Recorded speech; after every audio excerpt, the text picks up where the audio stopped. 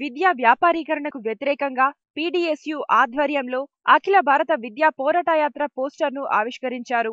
OU arts కళాశాల ప్రాంగణంలో రాష్ట్ర కమిటీ ఉపాధ్యక్షులు ఏ నరసింహారెడ్డి హాజరై ఈ పోస్టర్ను ఆవిష్కరించారు. ఈ పోరాటం దేశంలోని అణగారిన వర్గాల కులాల కోసం జరుగుతుందని నరసింహారెడ్డి అన్నారు. విద్యా వ్యవస్థ వ్యాపారానికి, హిందూ మతతత్వ భావజాలానికి ఆలవాలం కారాదని, ప్రజలందరికీ సమాన న్యాయమైన విద్య అందించాల్సిన బాధ్యత ప్రభుత్వాల మీద ఉందనే భావనతోనే ఈ కార్యక్రమం చేపడుతున్నట్టు తెలిపారు.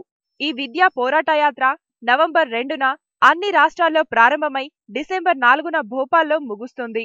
ఈ పోస్టర్ విడుదల కార్యక్రమంలో PDSU, DSU, AISF, SFI, TVV, PYL తదితర విద్యార్థి సంఘాల నాయకులు పాల్గొన్నారు.